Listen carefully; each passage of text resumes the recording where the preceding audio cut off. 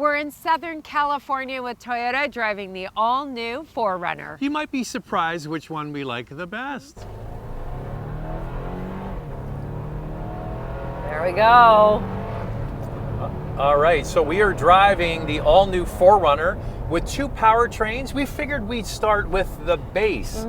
I mean the base and the base engine. So what's under the hood of this one? A 2.4-liter turbocharged 4-cylinder with an 8-speed automatic transmission.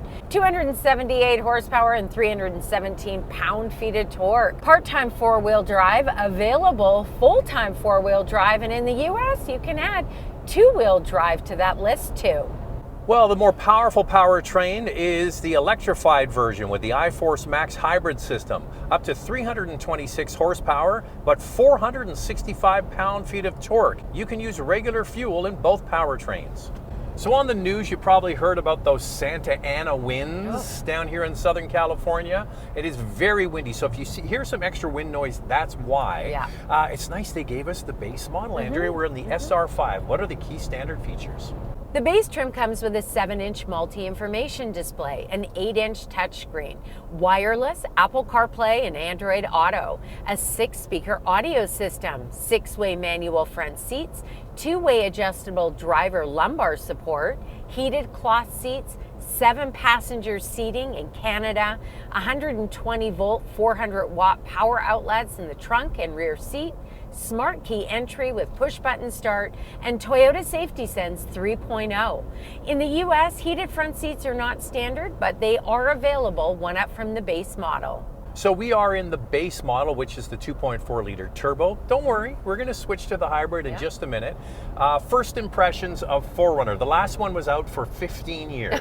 Oh my gosh, what a long wait. So right when we pulled away off the start, there was a little bit of turbo lag, but not too bad at all. And the power is very good in this model. I mean, we're on the highway right now. We're going along these twisty roads. I've had to pass a few people, and the power is quite good on this model. All right, so you got to remember what went out the door, and that's the V6 engine. And a lot of people lament the V6. Oh, we missed the V6. But you know what? That was an ancient powertrain. It wasn't that quiet. It liked the fuel, so this actually delivers more power, more torque. It's faster to 100 kilometers an hour by half a second for the gas and a full second for the hybrid. So this is an improvement in terms of performance, and the noise, you heard it at the beginning, but that old V6, that wasn't quiet either. No, and this does calm down when you're just up at highway speed, but I have to say the cabin does get louder when you are accelerating quickly. I thought that there would be a little bit more insulation on the highway at that point. You can hear it here. But it sounds like a truck, doesn't it? Now this thing is more capable than the outgoing model. This is based on the TNGA-F platform, which is the same as other Toyota trucks in the lineup. It utilizes a high-strength box steel ladder frame. It has a multi-link coil rear suspension and a double wishbone front suspension. There are different suspensions and shocks for different trims, like the TRD Sport model has a sport-tuned suspension.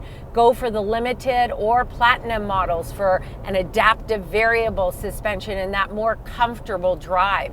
And then something like the TRD Pro has Fox shock absorbers with quick switch 3. It offers 3 manually selectable damping systems. So we've driven 3 different 4Runners already today. We drove another SR5 on the way here, and we drove the Limited with the adaptive suspension. But I got to tell you, the more I drive this base SR5, the more I like it. I think the passive spring and shock is really quite comfortable. The steering feel is good. I'm really impressed with the turbo power plant. I have been for all of the vehicles that get it. I'm a big believer in this base power plant. Sure, the powertrain for the hybrid has got more of everything, but this is really all I would need. Yeah, the torque on the hybrid is impressive, 465 pound-feet of torque.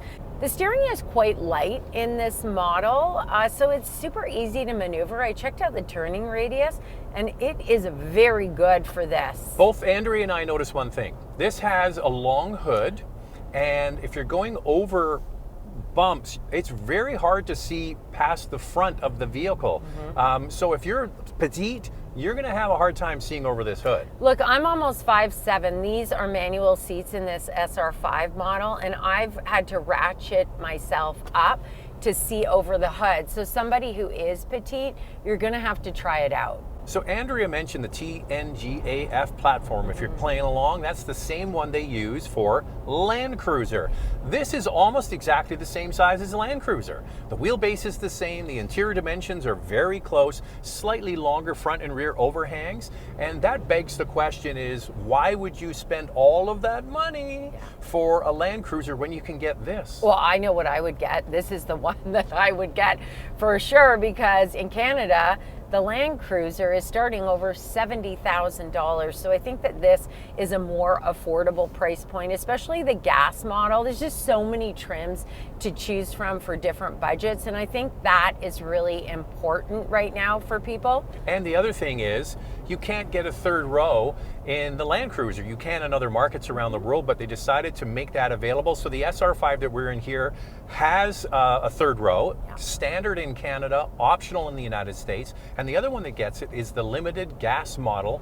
You get standard in Canada, the third row of seats, but in the US it's optional. And those are only available on gas trim models. And in the US, that's going to cost you an extra $700 to get that third row on the limited and SR5 gas models. No hybrids have the third row. The 4Runner offers up to 33 degrees for the approach angle and 34 degrees for departure angle. So different trims are going to have different departure angles, but those higher trims will have up to that amount. Just a second, Andrea. I can't do a loud one. Home run on the styling. They nailed it. It's new, it's modern, but man, it looks like a 4Runner. They absolutely crushed it with the design, and you get the different suspension settings on the different trims. You get slightly different looks on different trims. You get unique grills, you get different wheels, you get those different suspension settings. So depending on your budget and your appetite for going off-roading or on-roading, you can have your vehicle look either classy or rugged. I think it's an amazing feat of making a modern vehicle look like an old vehicle. Yeah, and they're all unique, all these different trims, from exterior design to even interior colors, which I really like. So some people were concerned that this new model wouldn't have that power rear window. It does, and now they've added a power tailgate with a kick sensor, so that's available. I mean, it's really changed. Like, it feels like the old 4Runner was like a little bit of an apple cart, but Toyota tells us, boy, did it ever sell, and the resale value on that thing is truly incredible. So last thing on drivability, this is a much nicer vehicle to drive on road compared to the old one. Now what about the roof? You can put a big tent up there, right? Yeah, so if the vehicle is still up to 776 pounds, and then when you're moving up to 165 pounds. This SUV has 8.1 inches to 10.1 inches of ground clearance. 10.1 inches would be on models like TRD Pro and Trail Hunter. The 4Runner comes standard with LED headlamps, LED fog lamps, LED tail lamps, 17-inch wheels, available 18-inch and 20-inch wheels, and a spare tire.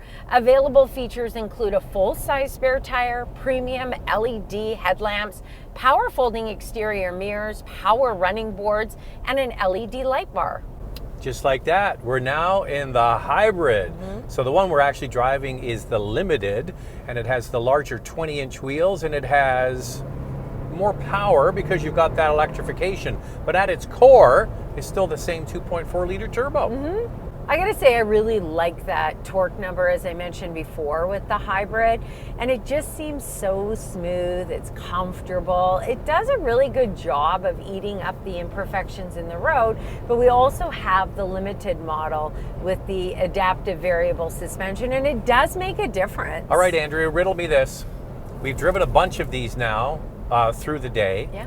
Are you gonna spend the extra money to get the hybrid, or are you happy with the base engine?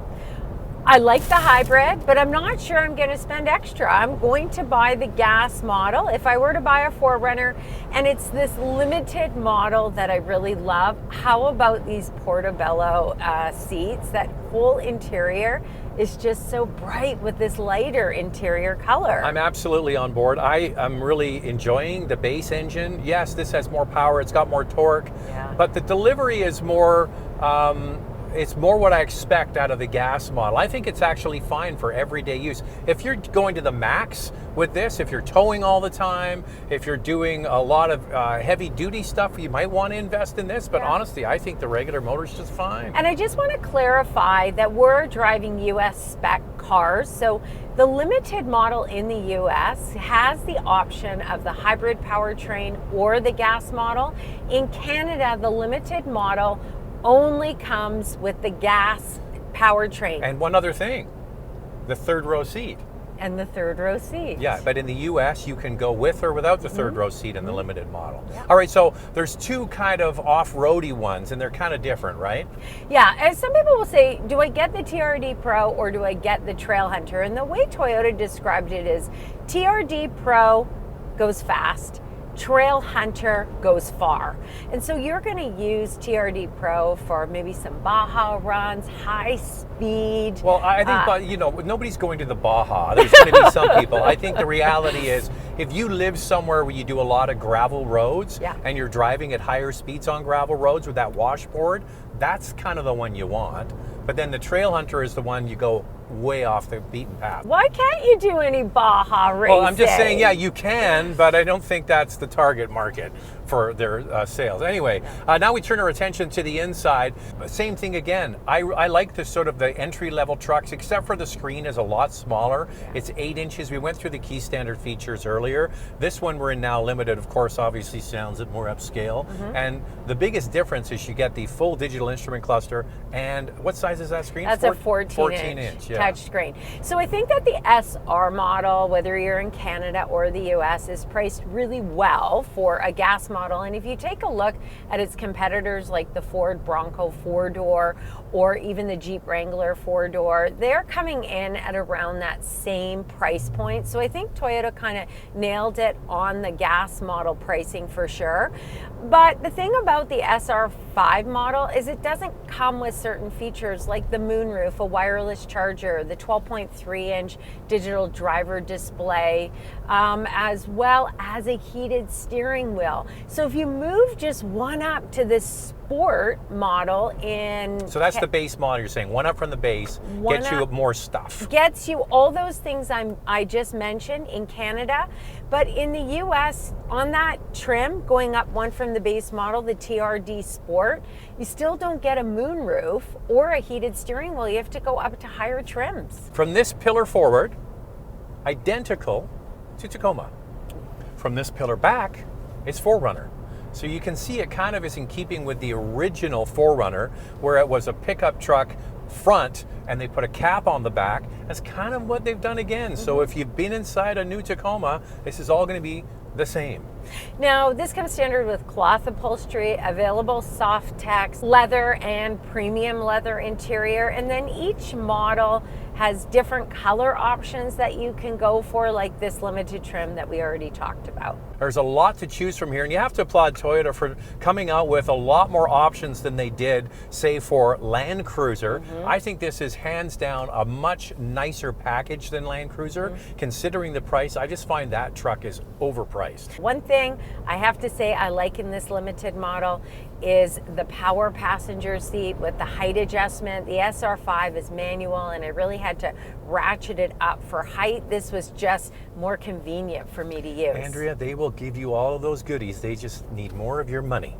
Available features include driver's seat memory with the mirrors, 8-way power front seats, ventilated front seats, heated rear seats, a head-up display, panoramic view monitor, digital display rear view mirror, 14-speaker JBL sound system with removable speaker, and a power back door with kick sensor. Okay, because we have all the stereo off, because we're recording today, we're driving along, and when you tip your toe into the throttle a little bit at steady speed, the turbo spools up and it gives this whistle. It gives a zzz, you hear it. Yeah. Not with the radio off, but with it on, you probably wouldn't notice. Are you noticing it with the hybrid? Yeah, it's a little bit in the hybrid as well. It's just so odd to hear this little whistle sound. But you're right, if you have the radio on, you probably won't notice it at all, but it's just something that we noticed when it's really quiet in the cabin.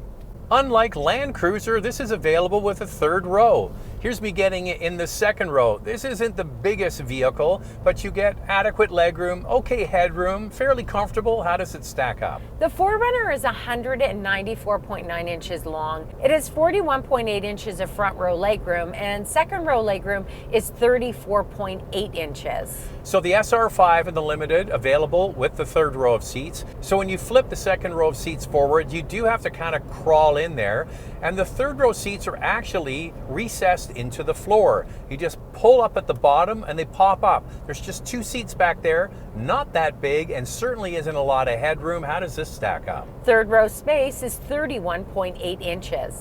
Lifting up the power liftgate. The first one I'm showing you is the hybrid, and because the battery is back there, it actually steals away some cargo space. There is a small little storage tray at the very back. How does this stack up? Cargo space behind the second row for the 5-passenger 4Runner is 48.4 cubic feet, and overall cargo space is 90.2 cubic feet. With the available third row of seats up, there is not a lot of space back there, and then you fold down the rear seats and then it turns into the 5-passenger model.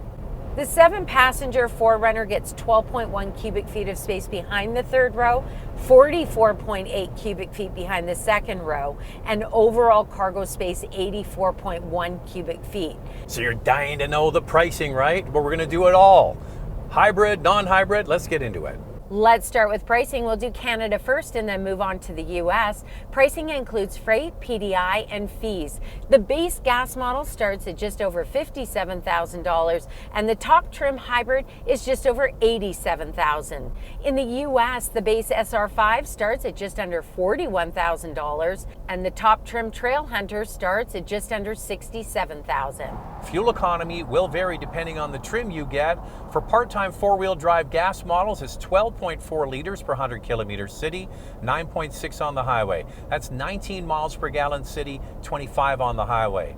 For the part-time four-wheel drive hybrid, it's 10.3 liters per 100 kilometers city, 9.5 on the highway, 23 miles per gallon city, 24 miles per gallon highway. Towing capacity is 6,000 pounds for the gas model and 5,800 pounds for the hybrid. And the warranty is 3 years, 60,000 kilometers, or 36,000 miles. In the United States, complimentary maintenance is offered for 2 years, or 25,000 miles. Lightning round, two things we like to see improved. I love the look of this new 4Runner. I'm really impressed with the base powertrain.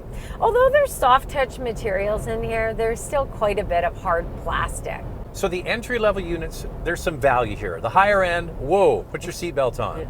So there it is, it's the all-new 4Runner. What do you think of that? Thanks for watching, and if you like what you see, subscribe. We'll see you next time.